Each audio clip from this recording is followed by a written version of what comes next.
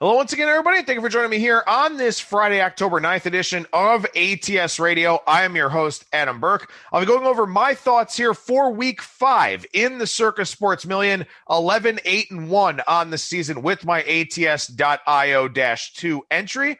Give you my thoughts, what I'm looking for here this weekend, give you an update on the contest field, also an update on the Super Contest, and we'll go ahead and see what my picks and leans are here for this week in the Circa Sports Million. Over at ATS.io, lots of great stuff going on. A very, very good offer from BetMGM Sportsbook for this weekend. Bet $1 on the money line on any NFL game. And if any team on the card for Sunday scores a touchdown, you will win $100 in free bets. That is a new user offer only. BetMGM in Colorado, Indiana, New Jersey, West Virginia, and Nevada. So if you head on over to ATS.io, sign up through us, not only will you get a sign-up bonus with a risk-free bet up to $500, but you'll also get to get involved with that bet $1, get $100 in free bets promotion. Good promotions over there from PointsBet as well. Lots of stuff from DraftKings on the regular. Sportsbook reviews, industry news, coverage of the states here in the legal U.S. sports betting landscape. All available over at ATS.io to go along with picks, predictions, betting odds analysis. I wrote one up for college football and the NFL here today. My college football power ratings get posted every Monday over at ATS.io. Tons and tons of content, great stuff. You can find links back to the previous editions of ATS Radio. Make sure you check out our ATS YouTube page as well. Lots of content, lots of things going on. We cover it all for you over at ATS.io. A quick reminder here before I get started with the Circa content for today. Not doing the show on Monday with Kyle Hunter. I've got some business to tend to. So we'll move Kyle Hunter to Wednesday for next week. So Tuesday, Brian Blessing, and also the Bettors Box. Wednesday, Kyle Hunter. Thursday, Brad Powers. And then next Friday, another installment here of the Circa picks. And then next weekend, I'll be working on my updated power ratings for the Big Ten and also the Mountain West Conference, the Pac-12 and the MAC coming up here very soon as well. And I may just go ahead and add them depending on how that weekend shakes out for me. But lots of stuff to look forward to here on ATS Radio and also over at ATS.io. All right, so with that, let's go ahead and take a look at Week 5 here in the Circa Sports Million. As I mentioned, 2-3 last week for me, 11-8-1 on the season now as a whole. Our other entry, ATS.io-1, 2-3 last week, 9-11 here for the season. Week 4 was a good one for sunny San Diego-1. The first quarter prize in the Circa Million handed out $187,000 for going 18-1-1 over the first 4 weeks of the NFL season, which is absolutely absurd to go 18-1-1, but it was worth $187,000. There was a tie for second, 2 entries at 17-3. They split $100K. It's $75,000 for second, $25,000 for third, but with a tie, they go ahead and get $50K apiece before taxes, of course. But again, 18-1-1 for the lead, 17-3 the tie for second. Like I've talked about, there is no margin for error when you talk about these contests. Some people just put together absolutely ridiculous runs, not even just for the first 4 weeks of the year or any of the quarters, but just overall. You know, we talk about the winners in the Circa and the Super Contest. We're talking 70+% most years, at least 68% most years. I mean, again, there is no margin for error in this thing. You really have to run good in all of those toss-up games, run good with the backdoor covers, and of course, do a good job with your handicapping and your starting points for a lot of these games.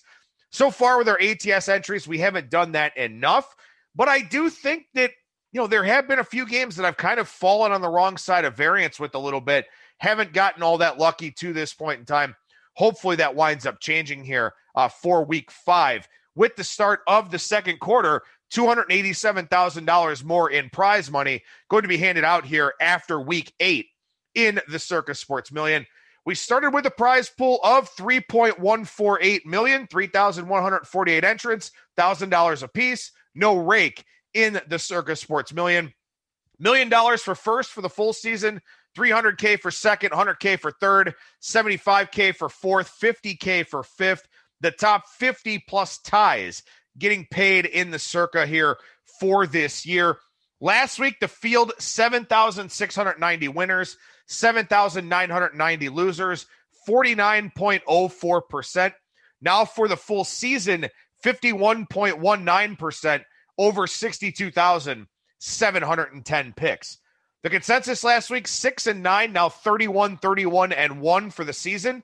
Top 5 consensus, the 5 most popular sides of the week went 2-3. They are now 11-9 for the season as a whole. And you'll be able to read all of this content on Saturday nights or Sunday mornings with our Circa Sports Million preview for that week. And then, of course, on Tuesdays with our Circa Sports recap. The Bills and Titans do play on Tuesday here in week 5, but that game is not on the board for the Circa. So there will be no picks for that game in the Circa Sports Million.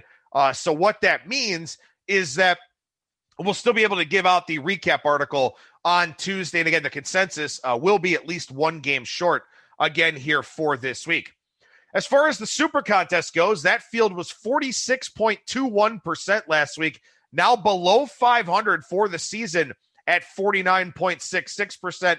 Back-to-back weeks coming in at 46% in the Super Contest. So things have definitely hit the skids over in that one. ODBMG2, the leader at 18-2. They win the first quarter prize of $100,000. Tom Lippard comes in second at 16-3-1, and then a three-way split for third. I believe it's $100K, $25K, and then $10K over in the Super Contest there for their quarterly prizes.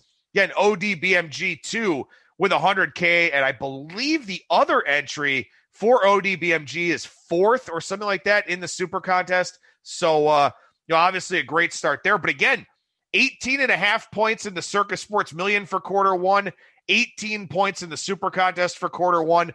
Those are your winning scores. So if you want to win a quarter in this thing, you probably got to be at 16.5 or higher. Obviously higher, but 16.5, probably the cutoff in terms of being in contention for one of these quarter prizes. So you definitely have to run really, really well in these contests to be a factor. Last week in the Super Contest, the consensus 6-8-1, top 5 consensus 2-3. The consensus is now 31-29-2 over in the Super Contest, 9-11 for the top 5. Really quickly here, as far as COVID goes, I talked about this last week. If the game is not played by Tuesday at 1 a.m. in the Circa, it is a push. So you get a half point for that. If it is not played by the deadline in the Super Contest, which is based on their house rules, it goes as a loss on both sides. So with that in mind, we are waiting until as close as we possibly can to our 4 p.m. Eastern time deadline to send our picks to the proxy. Last week, I was busy on Saturday. I sent the picks off around, I want to say 9:30 or 10 a.m. And then, of course, by noon, we get the Cam Newton announcement. Now, neither one of our entries was on the Patriots and Chiefs game. We also weren't on either side, the -1 entry was on the Lions game, which could have been postponed against the Saints after that positive test that came out on Saturday night.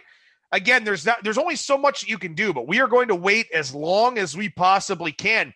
The lines don't move. These are stale numbers in the Circa that come out on Thursday morning. So because the lines don't move, we don't have to worry about line value or anything like that. We are waiting as long as we possibly can to put in the picks here moving forward with all of these COVID concerns across the league. Last note here before I get into my picks and leans, the ATS.io entry is out of the Circa Survivor, had the 49ers last week. 640 entries still alive for the $1.39 million winner-take-all prize. 1,390 started it. 640 are left. I will give you a piece of advice for those that are still in it, and it's something that that we're focusing on with our Circa Survivor entry here, is that, remember, Thanksgiving is its own week. So you probably want to hold back all 6 of those teams if you possibly can, because, again, you could have some COVID situations and stuff like that. You may end up in the Circa Survivor where maybe only 2 of those games are played on Thanksgiving as opposed to the 3 that are expected. So that is something that you want to factor into the equation here, something that you want to try to remember with your Circa entry. If you're in a survivor contest that's using those same rules, something like that. The 6 teams playing on Thanksgiving are Houston, Detroit, Washington, Dallas, Baltimore, and Pittsburgh. And again, that is its own week. So if you've been tempted to take the Cowboys, you may want to hold off, save them for that game against Washington, because that will be the only game that week with the only game on Thanksgiving with a lopsided line. So that is something you want to factor into the equation if you're in one of these survivor contests that's using Thanksgiving as its own week. In any event, let's go ahead and get into the picks and the leans here for week 5. And I'll be honest with you, at first I hated this card, and I've kind of come around to it a little bit as the week has gone on, based on some of the things that I've researched, based on some of the things I've heard on some other podcasts that I listen to. So I do have 3 games that are very likely picks at this point in time, 3 games that are on my short list for leans. For the most part here, none of these games affected by COVID, at least as of yet. But of course, that could change. And again, got about 28 hours or so as I'm recording here before we have to have these picks in. So again, these are very likely picks and a list of leans that, will make up the rest of my 5-play card. But again, we will be waiting as long as we can, erring on the side of caution with COVID and the positive tests and how that kind of throws some of these games for a loop. And furthermore, too, how it throws some of these lines for a loop. The Patriots and Chiefs game did end up getting played, and the Patriots were at a much worse number without Cam Newton, but you were stuck with that circa number of 7 in that game. So there's also that to it too. It's not even just the game getting canceled. It's that line could move. You could scoop some line value if you don't like the card, or you could wind up getting stuck with a bad number. So those are all considerations here in this very weird 2020 season. In any event, taking a look here at number 17, the Pittsburgh Steelers. They are a 7-point favorite against the Philadelphia Eagles. They are the first very likely pick for me on this card. And I will admit that I'm a little bit worried that this line has not moved. We've seen a lot of public money on Pittsburgh at this point in time. And up until you find out if sharp money will be coming in, if you're a risk manager, you don't have to move based on public money, because the last thing you want to do is react to public money, go up to 7.5, and the sharp money was just lying in wait for that hook to show up. So I'm a little worried that this line hasn't moved as of yet, because it implies to me that maybe Philadelphia ends up the sharp side to some degree. But when I break this game down, I have to take Pittsburgh here. Look, we've seen the Eagles and Carson Wentz really struggle badly with pressure this season. That happened in that first game against Washington. 8 sacks. Wentz was hit a ton. They couldn't move the football. And overall, for the season as a whole, they have not moved the football well. Steelers are off a bye now, so they should be pretty healthy. Their pressure percentage is 46.5%. Second in the NFL is New England at 30.9%. So their pressure percentage is well over 15% higher than anybody else in the NFL. They're second in quarterback knockdown percentage at 15%. Tennessee, the only team higher. They're first in hurry percentage at 22%. They're first in blitz percentage at 51.2%. They are going to get after Carson Wentz here. And the Eagles do have some offensive line concerns, some offensive line injuries. And also, too, look, Alshon Jeffrey already ruled out. Jalen Reagor's been hurt. Dallas Goedert is hurt. Zach Ertz is not the player that he once was. They don't have a lot of weapons in the passing game. Yeah, last week the Eagles won at San Francisco, and kudos to them for that. But they had fewer than 5 yards per play last week in that game. They were outgained by 150 yards. They just found a way to win. They won't this week. And Ben Roethlisberger has actually looked pretty good here overall for the Steelers. I thought he looked a little bit iffy in week 1, but maybe just shaking off some rust. He's looked considerably better here in Pittsburgh's other 2 games. The Eagles have 9 trips into the red zone in 4 games. The Steelers have 12, and they've only played 3. They're going to hit Carson Wentz. They're going to get after him. Philadelphia does not have skill position talent right now with all of their injuries. Pittsburgh does. They've got a great defense. They've had extra time to prepare for this game. I will take the Pittsburgh Steelers here -7 over the Philadelphia Eagles. I think it will probably be a consensus play, but as far as this card goes, it is my favorite on the board here for week 5. Next up is number 22, the Miami Dolphins. They're +9, taking on the San Francisco 49ers. And as I just talked about, the 49ers outgained Philadelphia, by 150 yards last week. They played better than that score would indicate. The defense played well. But something that I think is hidden coming out of last week, and a lot of sharp people were on the Dolphins in last week's game. The Dolphins should have covered, and you can make a case that the Dolphins should have won the game outright. They moved the football. The really big defensive lapse for Miami was that possession right before halftime where Seattle went 75 yards in like 50-something seconds. That was really the only big defensive lapse for Miami in that game. They did not start a drive better than their own 25-yard line. They still scored on 6 of 9 possessions. 2 ended in picks. Only 1 ended in a punt. The difference in that game was that when Miami got to the red zone, they bogged down. They had to settle for 5 field goals in that game, whereas Seattle, they had 4 touchdowns out of their 6 red zone trips. So, when you look at Miami here, I didn't think that they played badly in that game last week. They just settled for field goals where they needed touchdowns. Now they're getting 9 going out west against a still banged up San Francisco team. And for San Francisco here, yeah, they're getting a little bit healthier, but they've got the Rams on deck. And that's obviously a huge game for them here in this division. Everyone's trying to run down Seattle. Arizona doesn't look as good as expected. That's a big game for San Francisco next week. I'm not so worried about the Dolphins with the long travel because it's a late start. And here's something else interesting for San Francisco. Now, this may not be an apples-to-apples comparison because this is the first time they're in a favorite role with a total of 50.5 or higher since the start of the 2017 season. But they're 0-5 ATS in games that are totaled 51 or 50.5 or higher. And to me, what this implies is that this is just not a 49ers team that plays well in games with a high offensive expectation.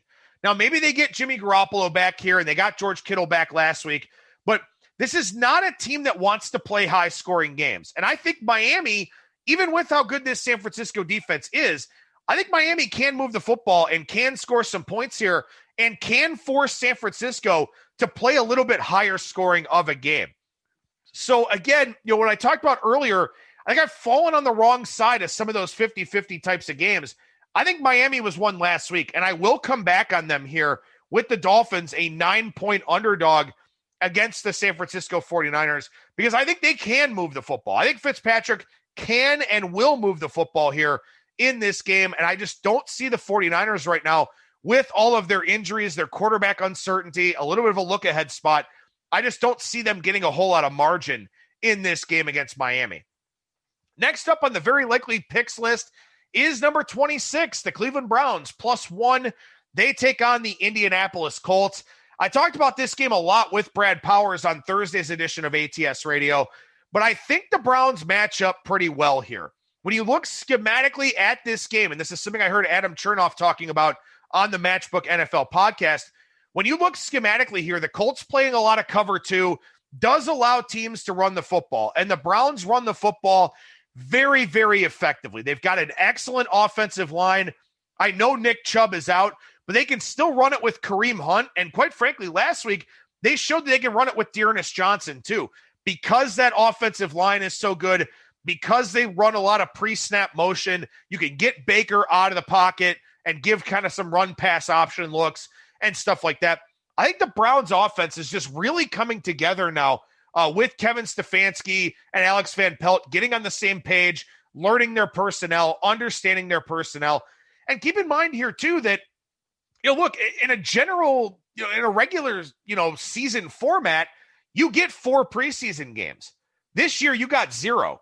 Now we're 4 games into the season. So I'm not going to say it's like starting the regular season, but you've got 4 data points now where maybe there are some things you would have worked on in the preseason that you've done here early on in the regular season. Now I feel like these teams should start to get a little bit crisper. And I do think that the Browns can be one of those teams. Also, when you consider who the Colts have played here so far, they have not played a whole lot of wide receiver talent. When they played the Vikings, Adam Thielen only had 3 catches on 8 targets. They did a good job with him, but Justin Jefferson was only targeted 3 times. The Vikings are using Jefferson a lot more now. The Browns have a healthy OBJ, a healthy and happy OBJ. They've got Jarvis Landry. They've got Austin Hooper, a matchup nightmare here when the Colts don't have Malik Hooker. The Colts also could very well be without Darius Leonard this week. Even if Leonard plays, he won't be 100% to run around with all these skill position guys that the Browns have. So I think the Browns match up really well here against the Colts defense that has played very well, but I think is overrated and overachieving a little bit at this point in time. Also, a good stat from Chernoff on that Matchbook podcast is that the Colts have only trailed on 14 snaps this year. So you do wonder, what if they have to adapt? What if they have to get away from their game plan? How do they fare in that situation? And quite frankly, I don't think they'll fare particularly well. The Colts have the highest average starting field position in the NFL this season, and they are 22nd in points per drive. Now, the Browns are about 1.5 yards or so worse in average starting field position, but they're 7th in points per drive. So the Browns have cashed in a lot of their opportunities, and more importantly, they've scored touchdowns where the Colts have, kind of bogged down in the red zone, have missed some field goals, stuff like that. Something else here in this game is that Phillip Rivers is 45-64 straight up in games decided by 1 to 7 points. With the expectation of a close game here, with essentially having to take the Browns on the money line, I will go against Phillip Rivers in a game where it may come down to him. Browns are top 5 in hurry percentage. Yeah, the Colts offensive line is great, but the Browns are top 5 in hurry percentage, and the Colts have faced teams that are 16th, 14th, 22nd, and 29th in hurry percentage. We know Phillip Rivers cannot move. We know he is immobile. Give me the Browns here, +1, number 26 in the Circa Sports Million. So we got Steelers, number 17, -7, Dolphins, number 22, +9, and Browns, number 26, +1 as my 3 very likely picks here for week 5. Now, as far as the leans go, this is probably the closest to a pick for me, and I know this is going to be a consensus play, but the Carolina Panthers are +2 against the Atlanta Falcons. And the Panthers are playing very good football right now, and the Falcons are simply not. And I talked about this on yesterday's show, but you think about the Falcons and you wonder, will they rally to save Dan Quinn's job again? And even if they rally, will it save Dan Quinn's job? Last year, the Falcons rallied. They won some games outright that they weren't supposed to. They played well after the bye. Arthur Blank kind of gave Dan Quinn that vote of confidence to at least finish out the year, and it did get Quinn the job beginning this year. But now, the Falcons are losing, and they're losing in ugly fashion, and it's not a good look, and they're wasting what's left of the late prime of Matt Ryan's career and what could be left of, the main prime of Julio Jones's career. They are not going to rally for Dan Quinn again. It's just not going to happen. The Panthers, on the other hand, even without Christian McCaffrey, a lot of positivity here with Matt Rule. And Brad Powers even said it on yesterday's show, Matt Rule might just be an elite head coach. And I think that's a fair statement to make. Teddy Bridgewater's playing at a very high level. The Panthers have turned it over 2 more times than the Falcons this season, and yet they've scored on a higher percentage of their possessions. They have more points per drive. They're 8th in yards per play, while the Falcons are 19th. The Panthers' defense has been better. The Panthers might be a Christian McCaffrey 4th down run away from being 3-1. They could very well have beaten the Raiders in that week 1 game. Panthers are 7th in 3rd down conversion rate. The Falcons are 22nd.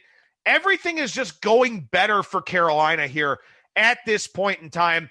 And, for the Falcons too, even if they get a lead, even if they play from in front, is anybody confident in what happens going forward in the second half of that game?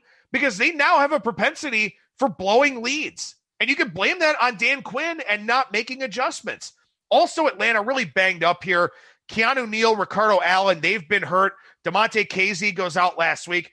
everything pointing toward the Panthers here. Again, I know this is a consensus play, and consensus underdogs are always scary propositions, but Carolina +2, I think this one's very likely to make my card. I have it under leans, but I do think I will end up on Carolina +2 here over the Atlanta Falcons. Next up on the board is number 6, the Las Vegas Raiders, who are +12 against the Kansas City Chiefs. Now, this one is really scary. Anytime you get a big, popular underdog against an elite NFL team, it is cause for concern. Because we know that a lot of recreational bettors will load up on the favorites no matter what, no matter who they're playing, no matter the line. In this spot, the Raiders, who are a fine team, but they're not on Kansas City's level, are getting a lot of love here. And I think that, when you look at this from a spot standpoint, this is your prototypical flat spot for Kansas City. I know it's a division game, but you're a double-digit favorite. You just played the Patriots. You're playing the Bills next week at some point in time, or at least we hope. But I think that's priced into the number here. That, if this wasn't such a bad spot for Kansas City, this line probably would have been 14. Instead, it was 13.5 or 13. So I do think it was priced into the number. But I do think that the Raiders, to some degree, are a good fit for this type of game. If Kansas City gets out and leads 24-7 or 21-0 or something like that, which is probably what they will try to do, this Raiders offense is largely predicated on checkdowns and taking what the defense will give you, and Derek Carr has done a good job of that. He's not going vertical a whole lot. Henry Rugg is expected to play here, so that does add a new element of verticality for the Raiders, but this is what they do. They throw checkdowns. They find Waller. They throw it to Jacobs. They find, underneath routes, stuff like that. The Raiders have scored on over 55% of their possessions this year. That's second in the NFL to the Green Bay Packers. That's better than the Chiefs, who are fourth. And the Chiefs have played better competition, so there is that. But the Raiders are higher than the Chiefs in points per drive. Now, again, you have to adjust that based on the schedules that those two teams have played, but I think the Raiders can score a little bit in this game. The question is, how big is the hole that they wind up digging themselves when the Chiefs are actually invested? And also, too, like I said, I always get worried with big underdogs against elite teams that are getting a lot of love, and the Raiders are getting a lot of love here. So I don't know if I will stay off of this game based on that, but I do know that Raiders +12 is on my short list here for Week 5. Finally, number 28, the Minnesota Vikings +7. A sharp versus public split has emerged on this game. The sharp money is on Minnesota. The public and the recreational money, more of the volume, is on Seattle. Now, look, through 4 weeks of the season, I faded Russell Wilson 3 times. I was on the Patriots in Week 2, on the Cowboys in Week 3, and on the Dolphins in Week 4. And I've lost every single one of those. So not going against Russell Wilson, I'm 11-5-1 in the Circa Sports Million. Going against Russ, I'm 0-3. And that's what worries me here. Do I really want to go up against Russ again when he's taking on a bad Minnesota Vikings defense? I will say, I think I've gotten unlucky in 2 of those games against Russ. The Patriots got stopped on the goal line, very well could have won that game. And the Dolphins kicked the 5 field goals last week, as I've mentioned already. The Vikings are playing well offensively. And this is a big number for the Seahawks when they can't stop teams from moving the ball. And that's really what the sharp sentiment is on this game. It's how long can Seattle keep covering these numbers when they're giving up 30-plus points a game, when they're giving up all these, passing yards and stuff like that. And that's the sentiment that I agree with. And, again, do I want to go against Russ again is the big question. It's on my short list. There are some COVID games and stuff like that. Maybe there's a game that kind of emerges. I don't know. But, for right now, I'm looking at very likely picks being the Panthers +2, number 4 in the Circa Million rotation number order. The Steelers -7, number 17. The Dolphins +9, number 22. The Browns +1, number 26. And then figuring out that 5th pick, whether it's the Raiders, whether it's the Vikings, or if something else on the card. The Rams kind of intrigue me as kind of an ugly, contrarian favorite play. They intrigue me a little bit. I got time to figure it out, but again, I think that the Panthers The Steelers, the Dolphins, and the Browns are 4 of my 5 picks here. And I'll have to come up with that 5th pick for week 5 in the Circa Sports Million 2. Lots of content over at ATS.io. We'll have a preview article for the Circa for week 5, also for the Super Contest for week 5, even though we are not in that. No show on Monday. I'll be back on Tuesday to do the Bettor's Box for the MLB playoffs and to chat with Brian Blessing, and we'll talk with Kyle Hunter on Wednesday next week instead of Monday. That'll do it for me. Thank you so much for listening, everybody, and I will talk to you again on Tuesday.